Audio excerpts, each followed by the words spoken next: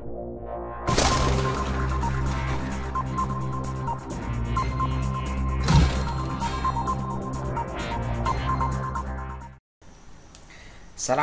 warahmatullahi wabarakatuh. Salam sehat dan salam semangat. Bagaimana kabar kalian hari ini, anak-anakku yang hebat? Semoga kita semua dalam lindungan Tuhan Yang Maha Kuasa. Hari ini kita akan belajar masih pada tema 7 tentang perkembangan teknologi, subtema 2 perkembangan teknologi produksi pangan pada pembelajaran 3. Di pembelajaran 3 kita akan belajar tentang menjelaskan informasi dari teks tentang perkembangan teknologi produksi sandang, kemudian memperagakan tarian dengan menambah gerakan baru, dan mengidentifikasi bangun datar yang simetris dan tidak simetris. Oke, yang pertama kita akan belajar tentang menjelaskan informasi dari teks tentang perkembangan teknologi produksi sandang. Untuk mendapatkan informasi dari teks, kalian harus membaca teks tersebut secara keseluruhan dengan cermat. Kemudian, jawablah pertanyaan-pertanyaan berdasarkan teks tersebut. Dan tandailah bagian teks yang merupakan jawaban dari pertanyaan. Untuk lebih jelasnya, mari kita sama-sama lihat buku kalian pada halaman 85. Nah, kita akan membaca teks dengan judul Kain Adat Indonesia. Indonesia dikenal sebagai negara yang kaya budaya. Salah satu sebabnya karena wilayah Indonesia sangat luas. Setiap daerah di Indonesia memiliki budayanya sendiri. Salah satu kekayaan budaya Indonesia adalah kain adat.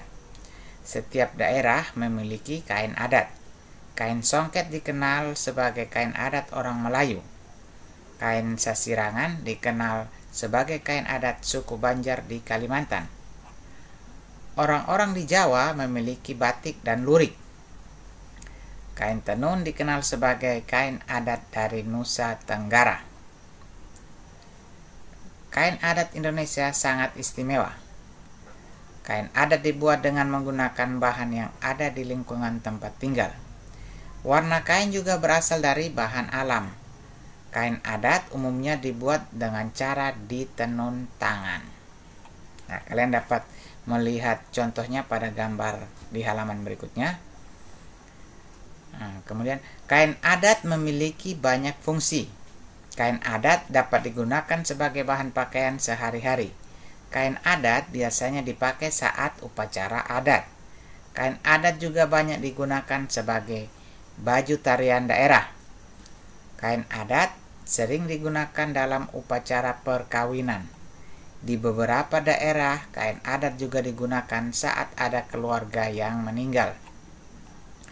Kain adat yang paling dikenal adalah batik. Batik ditemukan hampir di semua daerah. Setiap daerah memiliki batik dengan ciri yang berbeda. Batik merupakan pakaian nasional Indonesia. Sebagai rasa syukur akan kekayaan pakaian adat, bangsa Indonesia memperingati Hari Batik setiap tanggal 2 Oktober. Nah, setelah kalian membaca teks atau bacaan di atas, kalian diminta untuk melengkapi tabel dengan nama-nama kain yang kalian ketahui. Kalian bisa melihat jawabannya pada teks di atas, atau kalian dapat bertanya pada orang tua tentang kain adat dari asal daerah kalian masing-masing. Silakan isi bagan tersebut atau kotak tersebut dengan nama kain adat dan daerah asal. Nah, setelah kalian mengisi daftar kain adat tersebut, kalian diminta untuk menemukan pokok-pokok informasi. Masih ingat kan kalian tentang pokok-pokok informasi? Ya, tepat sekali. Pokok-pokok informasi pada paragraf adalah merupakan kalimat pertama. Ingat, kalimat pertama yang ada dalam setiap paragraf. Seperti contohnya adalah paragraf 1. Paragraf 1. Nah, ini paragraf 1. Kalimat utamanya adalah Indonesia dikenal sebagai negara yang kaya budaya.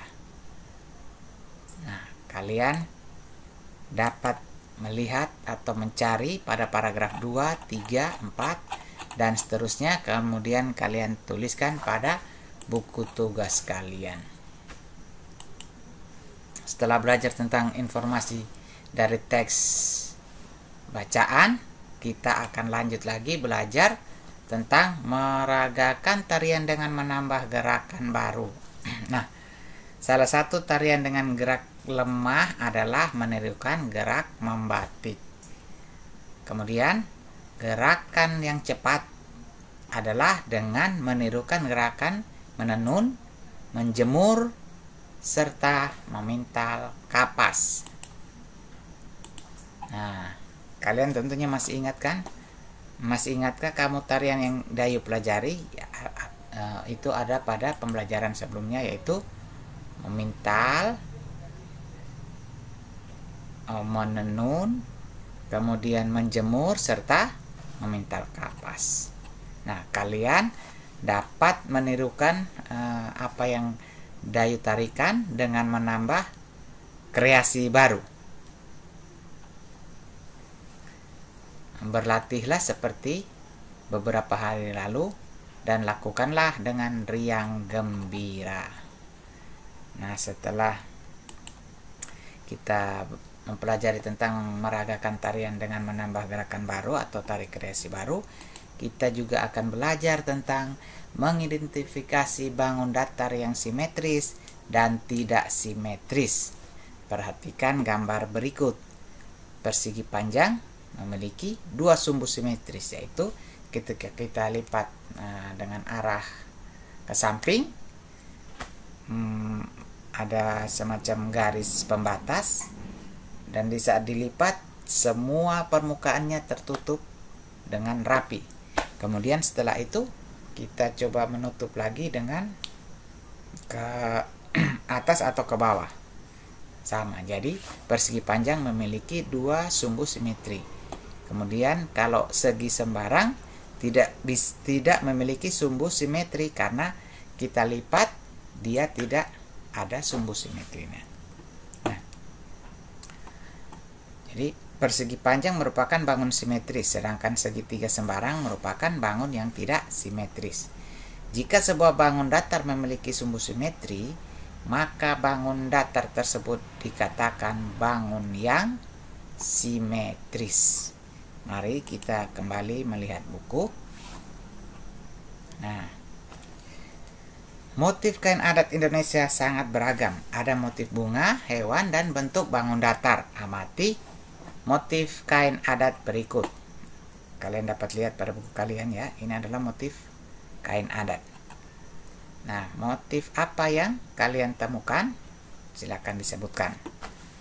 Kemudian, amati gambar berikut. Ini gambar ini yang disebut simetris. Gambar ini yang disebut, gambar pertama yang disebut simetris, karena ketika dilipat dia dapat menutup dengan sempurna, tidak ada yang lebih. Sedangkan bangun dua ini tidak simetris. Kenapa? Karena ketika dilipat ada bagian yang tidak tertutup dengan sempurna. Nah, bangun datar memiliki simetri lipat. Dapat dilipat menjadi dua bagian yang sama besar. Lipatannya, ingat, lipatannya saling menutupi dengan tepat dan memiliki sumbu simetri. Kemudian kalian bisa menggambarkan bentuk-bentuk bangun datar yang kalian ketahui. Kemudian tulislah bentuk bangun datar tersebut bersama dengan banyak simetri lipatnya. Seperti tadi persegi panjang memiliki dua sumbu simetri.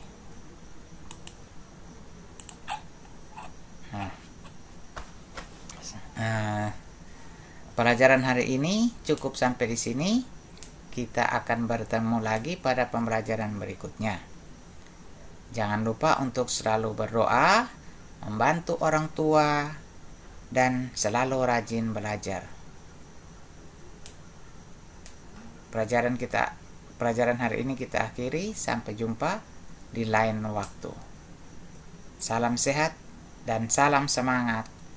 Terima kasih.